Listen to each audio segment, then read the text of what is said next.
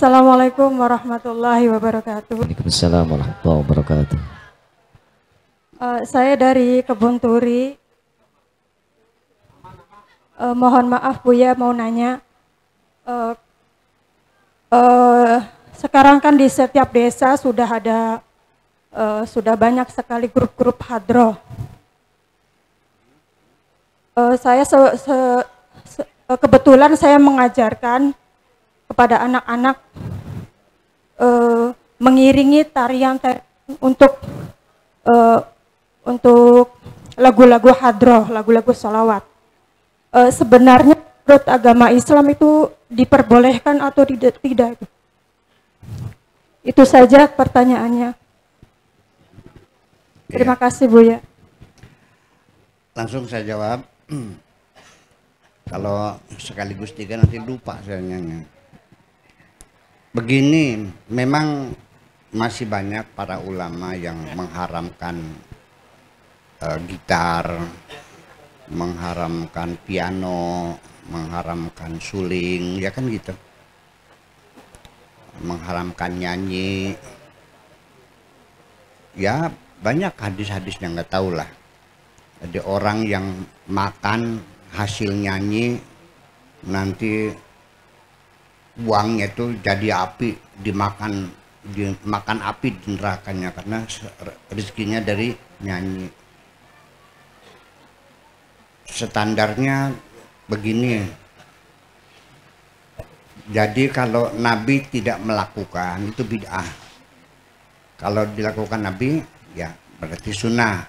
Kalau Nabi tidak melakukan ya bid'ah. Jadi kalau cebok pakai tisu nggak boleh, bid'ah. Yang tidak bid'ah pakai batu. Ya pukul dengan tisu. Seperti itu.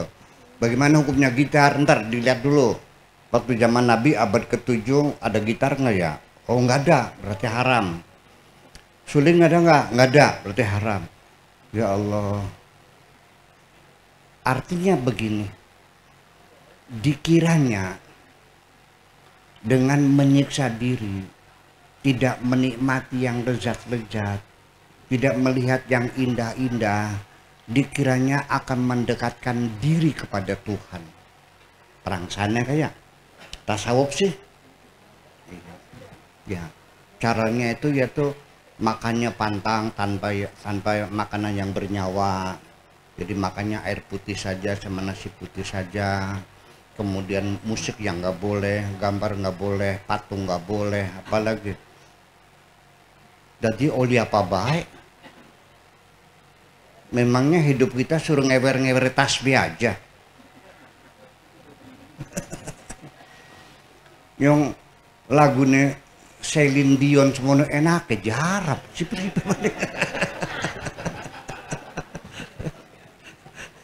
Lagunya Michael Jackson yang menggema begitu, mesar.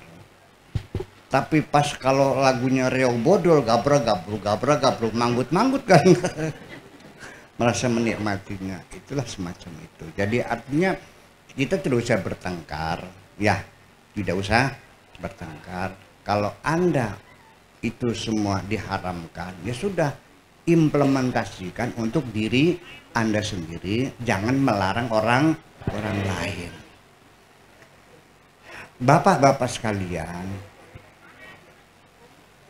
melalui lagu-lagu, lukisan yang indah, musik yang merdu, ya kan, dengan hadrah, dengan apalagi angklung, dengan musik jazz dan sebagainya yang indah-indah, dengan cara menyiksa diri mendekatkan Tuhan, tidur di atas paku setengah bulan, merendam di air 40 hari untuk mendekatkan kepada Tuhan.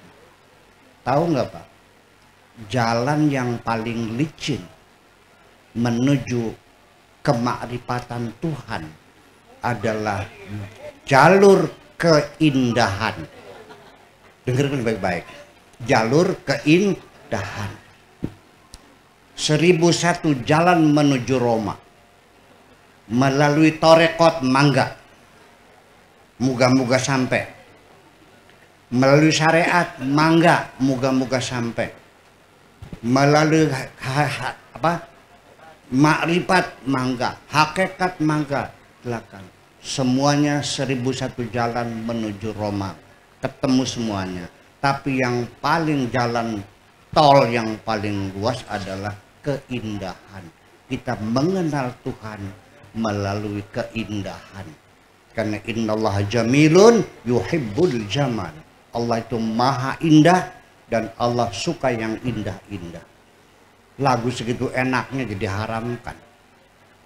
Ya, kalau isinya jorok-jorok saya setuju diharamkan tuh. Kayak lagu Belah Duren. Kayak yang racun. Apalagi Kucing Garong.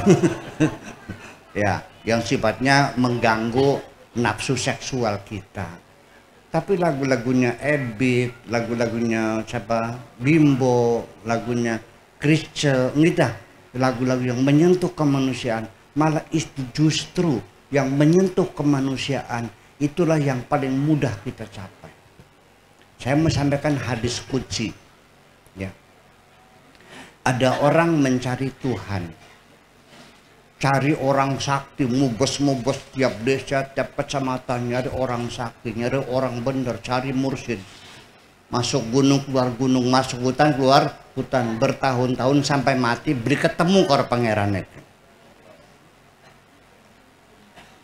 Dia hari akhirat disalahkan oleh malaikat. Kamu kenapa mencari Tuhan di hutan?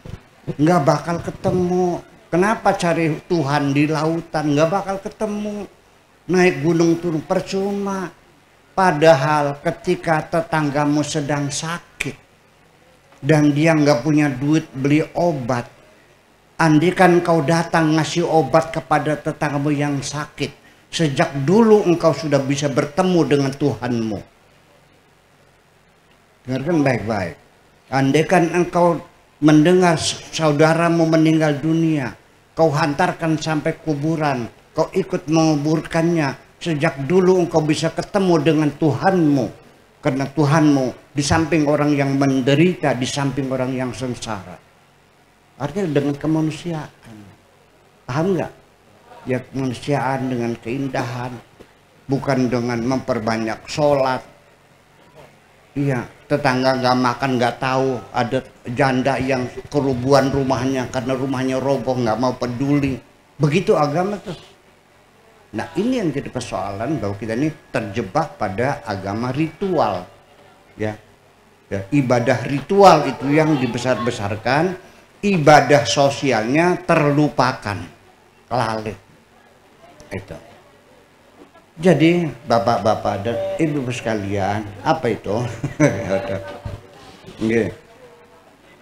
Jadi artinya selagi ini banyak sekali. Saya juga di pesantren, saya baca kitab-kitabnya. Seorang badut yang bikin orang tertawa, nanti di akhirat jadi inti neraka. Seorang bodor, apa bodor? Pelawak yang bisa membahagiakan orang lain, yang tadinya bertengkar dengan istrinya karena mendengar lawakan, cair semuanya itu, selesai bertengkarnya, lupa sekalinya.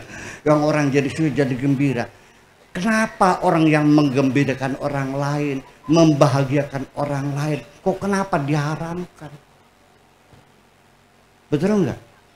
Dengan suara yang merdu orang membuat nyaman, apalagi dengan pesan-pesan ketuhanan kayak lagunya Ebit, lagunya Bimbo. Kenapa diharamkan? Itu yang membangun kemanusiaan diharamkan. Tapi bakat tukaran madani wong mah musyrik misalkan wong beri dosa ya. Gitu. Iya, kalau mencaci maki orang lain nggak dosa gitu. Kalau bikin orang ketawa bahagia dosa gitu. Yang jelas dong beragama tuh. Iya dong. Ya, jadi artinya ya tergantung. Kalau lagu-lagunya yang jorok-jorok saya juga sama dong. Tapi lagunya menyampaikan pesan-pesan kemanusiaan dan bapak-bapak mesti tahu. bahwa anak-anak kita yang membentuk kepribadian anak-anak kita menjadi orang yang baik, orang yang soleh, itu tidak selalu pelajaran agama mahfuzat yang dihafal di madrasah, tapi juga mitos-mitos, lagu-lagu, dongeng-dongeng, sandiwara, film, sinetron, itu membentuk pribadi kita semuanya. Ini yang perlu kita ketahui. Anak bocah ning wong tua ke ngelawan baik, tiba-tiba berubah dia, sangat taat, sangat setia, sangat takzim. Itu bukan karena hafalan al-jannatu tahta aqdami ummahatikum, tapi gara-gara sesudah dia nonton film Malin Kundang. Wah, terbuka di watung kan. Jadi itu dongeng-dongeng, itu cerita, itu ada pesan-pesan moral sesungguhnya.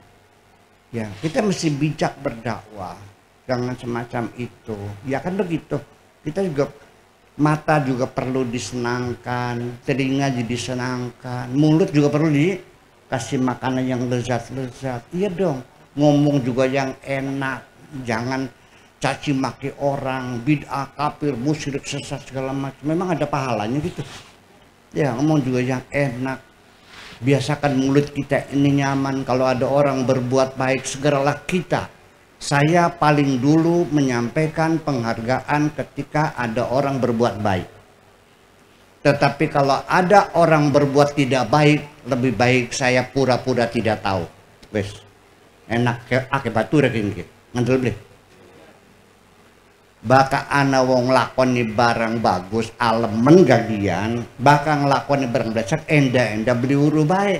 Engko neki ake baka batur ake rezekine yang sudah mah ora dia batur je nyalon ku si nyoblos apa. Ngerti? Banyak teman, banyak rezeki semacam itu. Nah, hadroh yang ditanyakan tadi itu lanjutkan insya Allah. Satu, membuat grup bersama, ya kan gitu, terbangun ya komunitas yang produktif, menghaluskan perasaan, membangun persahabatan, dan juga menghibur masyarakat semuanya. Tapi tolong pesan lagunya jangan yang jorok-jorok ya. Gitu aja. Oke, Mangga.